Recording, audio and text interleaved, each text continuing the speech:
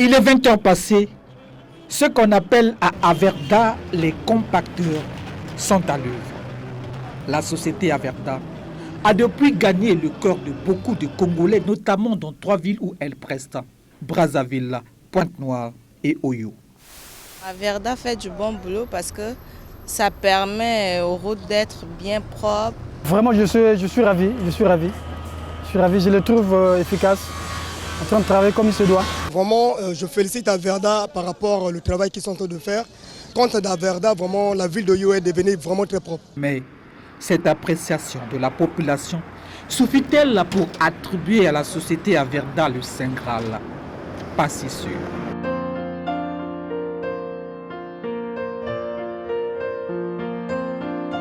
Brazzaville, capitale de la République du Congo. Les Brazzavillois sont depuis 3 ans déjà habitués avec ces bacs bleus disposés le long des principales artères de la ville, tout comme à Oyo et à Pointe-Noire. La société Averda a pris ses quartiers au Congo un peu par concours de circonstances. Nous sommes en 2015. Le Congo doit organiser les Jeux africains, mais il a un vrai problème d'assainissement de sa capitale. Ses artères et quartiers ne brillent pas. Il faut faire vite. Les étrangers vont arriver. Alors, le Congo entreprend de chercher une société qui nettoyerait la ville de ses immondices et autres décharges sauvages. Une société lui tape à l'œil. Elle fait déjà ses preuves au Gabon. Le nom de cette société, Averda. Presque à pied levé, le Congo signe une convention avec Congo Environmental Service Averda, dit CES Averda. La société doit rapidement nettoyer Brazzaville. Un site, ici à Lifula, de 40 hectares, lui est attribué. S'il est admis par beaucoup de Congolais qu'Averda assure assez bien son travail de nettoyage des artères dans la ville, le côté gestion des déchets collectés pose cependant problème.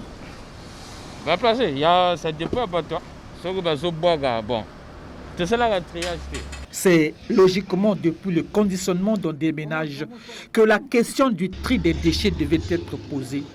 Rien. Majoritairement, les Congolais ne sont pas enseignés sur la typologie de déchets. Ils déposent tout type de déchets dans leurs poubelles. Le tri des déchets. Donc on doit mettre les plastiques en plastique, je peux dire les solides en solides, les liquides en liquides, les gazeux en gazeux. Moi je connais. Donc vous pouvez rencontrer, et chaque couleur détermine le déchet que vous pouvez déposer. Mais je ne suis pas sûr s'il y a même 20% des Congolais qui connaissent ça. Je ne suis pas sûr. Là, le média, ça ne passe même pas, vraiment. Même en bouche, la causerie là ne passe pas. Pas moi, peut-être les autres, mais moi non. Je n'ai pas encore été éduquée, mais je sais que quand on dépose quelque chose comme ça, c'est pour jeter la poubelle. Averda non plus n'a disposé des bacs tout en spécifiant la qualité de déchets à y déposer. Parce que parmi ces déchets, nous avons des déchets que nous pouvons qualifier donc de déchets dangereux. Nous avons des déchets spéciaux et nous avons donc des déchets banals. Donc ce qui fait que cette pratique aujourd'hui, tel que c'est fait au niveau du centre d'enfouissement, donc nécessiterait qu'il y ait d'abord un tri. Nous sommes ici, sur l'avenue des 3 Martyrs à Brazzaville. Dans ce bac, on retrouve tout type de déchets. Ces agents d'Averda ne soupçonnent rien. Ils mélangent tout, sans se poser de questions, sans trier ces déchets. Regardez, tout y passe. Même des déchets néfastes pour le sol, des déchets difficilement dégradables. Si Averda opte pour enfouir, donc ce n'est pas tous les déchets qu'il faut enfouir, mais plutôt les déchets donc, qui sont biodégradables. Ni lors de collecte dans les quartiers, encore moins à la décharge de transit. Situé un scandale environnemental aussi, en plein centre-ville et en plein air à Brazzaville, que des dispositions sont prises pour séparer les déchets selon leur typologie. L'aire de transit à Brazzaville est le lieu où Averda vient décharger toute sa collecte avant le site de Lifula. Mais Interdiction formelle de filmer. Nous sommes en caméra cachée ou quelquefois à presque 100 mètres des lieux pour n'éveiller aucun soupçon. L'air dans le coin est pollué. Les autorités municipales ont fermé les yeux et peut-être aussi bouché leur nez par ces étudiants de l'Institut supérieur de gestion de l'Université Marien Ngouabi. Il y a un institut de gestion ici, il y a beaucoup d'étudiants et juste à côté, il y a Averda qui a mis une décharge.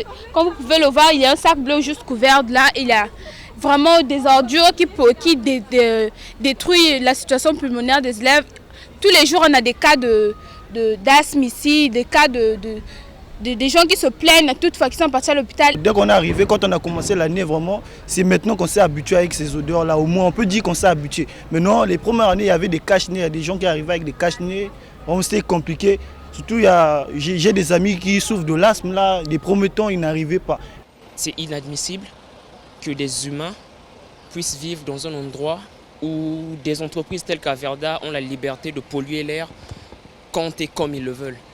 En tout cas, c'est difficile, c'est compliqué d'étudier dans ces conditions-là. Et aussi cette vendeuse dans une gargote, non loin de là. Normalement, nous vendons ici, mais notre clientèle est essentiellement constituée des travailleurs des compagnies alentours et beaucoup de clients fuient ici à cause de ces odeurs. Vraiment, ces odeurs nous font du mal. Je ne vous dis pas, parce que là, nous sommes en saison sèche, ça va un peu, mais en saison de pluie, quand ces déchets sont mélangés aux eaux de pluie, il y a des odeurs suffocantes et vous voyez les clients fuir ici pour aller chercher d'autres endroits pour se nourrir.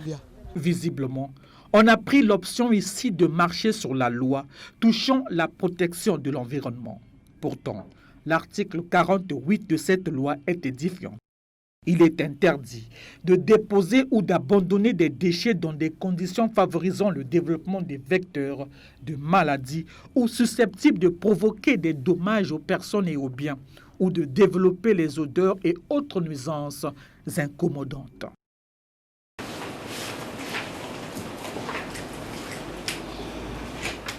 À la Direction générale de l'environnement, la question préoccupe. En ce qui concerne ces aires de transit,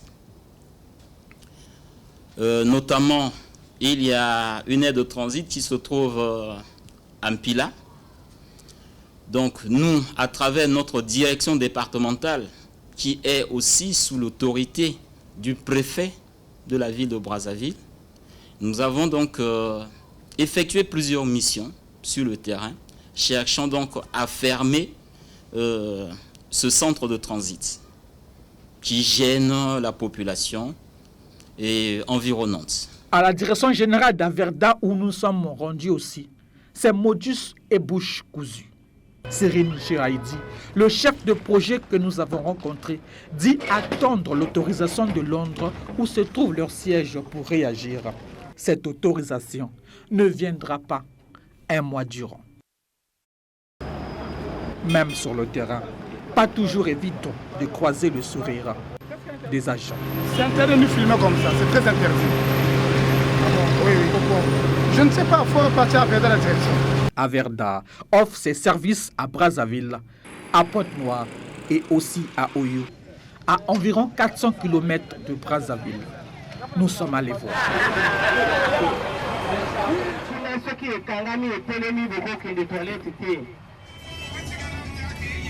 C'est à 30 km de la ville d'Oyo, au village Mbobo, qu'Averda a disposé sa décharge. Et juste à notre arrivée, le véhicule compacteur de la société venait de décharger sa cargaison. Ces déchets qui viennent à peine d'être déposés une fois collectés dans la ville d'Oyo, nous avons tout genre de déchets plastiques, cassables et même ménagers. Une fois déposés, les équipes d'Averda viendront pour les recouvrir de la terre comme ici et ça sera le lendemain. Le lendemain, les déchets de la veille étaient en train d'être recouverts de leur dernière couche de terre. Après, c'est dans ce gros tas que les déchets recouverts de terre seront ensuite entreposés. Et sur le terrain, nous avons croisé ces deux agents que nous appellerons Narcissa et Junior. Quand les déchets viennent d'Oyo, nous les déchargeons, y appliquons quelques produits désinfectants. Et le lendemain, nous revenons pour les recouvrir. C'est une des méthodes de gestion ou d'élimination des déchets, c'est-à-dire que l'enfouissement.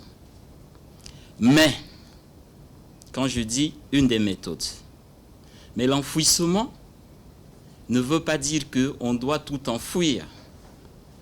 Donc, comme il y a un tri sélectif qui devrait d'abord être fait en amont, mais si ce tri n'a pas été fait, et voilà, on prend donc tout ce qu'on en a ramassé, donc tout ce qui est déchet, et on va enfouir. Donc, ce que aujourd'hui Averda fait, donc c'est comme je disais au début que ce n'est pas encore une solution en soi, parce que la solution serait laquelle? Ce serait maintenant, soit si Averda opte pour enfouir, donc ce n'est pas tous les déchets qu'il faut enfouir, mais plutôt les déchets donc, qui sont biodégradables. Donc c'est-à-dire qu'après, il y a donc des bactéries qui font leur travail, comme c'est biodégradable, et après, ça se mélange avec de la terre, et ça ne sera que de la terre. Mais or, ce qui est fait aujourd'hui, donc comme je disais, c'est un fourre-tout. Le village Mbobo est à moins d'une centaine de mètres. Depuis l'installation de la décharge, des odeurs incommodantes ont envahi les alentours, surtout en saison pluvieuse. Il y a beaucoup de plaintes. Dans la forêt, ils ont pris des décharges et l'ont placé jusqu'au coin ici. Le village grouille maintenant de mouches. Qu'il pleuve, vous allez fuir. À commencer de la forêt jusqu'ici, il n'y aura que des odeurs. Averda nous cause du tort au village. Les déchets qu'elle collecte à Oyo, elles viennent les déposer ici. On n'arrive plus à manger hors de nos cases. C'est devenu difficile pour nous. Que faire? On a déjà accepté leur installation ici. Pourtant, certains produits désinfectants y sont appliqués pour atténuer les odeurs. Retour à Brazzaville. À la mairie centrale, difficile de trouver la convention qui la lie à Averda. Difficile aussi d'avoir des répondants. C'est à l'aide de ces véhicules de particuliers disposés de nappes bleues pour couvrir ces déchets qui sont acheminés vers Lifula, le centre d'enfouissement de Brazzaville. Ces déchets. Les déchets ne sont pas gérés de manière écologiquement rationnelle. Donc, effectivement, parce que ces déchets qui sont enfouis, puisque c'est tout. Et vous voyez même parmi ces déchets, la plupart, ce sont les ordures ménagères. Quand nous prenons donc ordures ménagères, donc ça veut dire que quelqu'un à la maison, il a pris tout ce qu'il a, il met dans les bacs d'Averda, qui vient, qui fait la collecte et qui prend, qui va jeter. Mais après, qu'est-ce qui va en découler? Donc, vous avez ce lixivia qui sort. Lixivia pour la population, c'est comme ça? Non, le lixivia, en fait, ça dit quoi? C'est ce liquide. Vous voyez que lorsque vous avez mis le déchet, et vous voyez qu'il y a donc le liquide qui coule. Donc, c'est ça, en fait, ce que nous appelons donc ce lixivia, qui est en fait un déchet. Parce que ça, c'est maintenant un déchet liquide. Donc, qui pollue à la fois et le sol, l'air, et aussi, il y a donc la santé humaine.